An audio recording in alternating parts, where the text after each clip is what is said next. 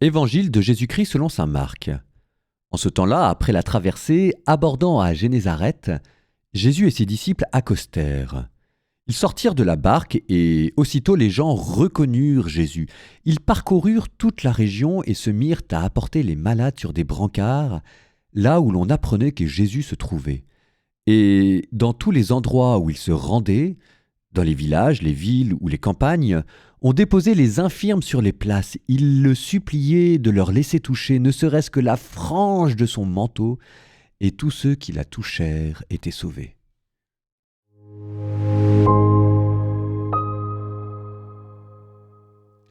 Moi, je dis que c'est pas très juste quand même. Je veux dire, je serais comme Jésus, évidemment que j'arriverais à évangéliser. Jésus, il faisait des miracles partout, en veux-tu, en voilà, et les disciples de la même manière. Alors moi, je me dis, un peu jaloux, mais quand même, c'est quand même pas très juste, hein. Moi aussi, donnez-moi le pouvoir de faire des miracles et je vais vous remplir les églises.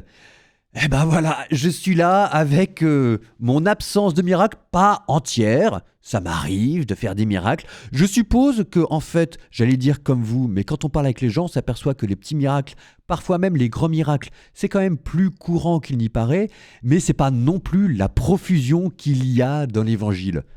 Comment ça se fait? Alors, il y a plusieurs théories. Le fait que c'était Dieu qui, au début de la prédication évangélique, donnait un coup de pouce en multipliant les miracles, mais je ne suis pas entièrement satisfait. Je pense, ça me fait mal de le dire, mais la conclusion à laquelle j'en étais venu, au bout de 20 ans d'évangélisation, c'est que c'était peut-être en partie de ma faute. Bon, j'ai quand même le sentiment que Jésus et les apôtres partent avec une longueur d'avance, mais si j'étais saint, je ferais peut-être un peu plus de miracles. Donc, je me dis que quoi? Je me dis que ça vous donne encore tout le chemin à parcourir qu'il nous reste. Mais la sainteté, si vous voulez, conçue ici, ce n'est pas à la force du poignet, ce n'est pas le plaisir d'avoir des super pouvoirs et de faire des miracles. La sainteté à laquelle j'aspire, c'est de pouvoir ramener les gens à Dieu, de pouvoir aider les gens, de pouvoir les aimer. Et que si jamais je ne fais pas suffisamment de miracles, c'est peut-être parce que je ne les aime pas suffisamment. Et là, vous voyez, je passe de la jalousie à autre chose qui n'est pas non plus très agréable, mais ça me vexe. Ça me vexe de me dire que j'en suis encore là à ne pas suffisamment aimer les gens. Pourtant, je vous jure que je les aime.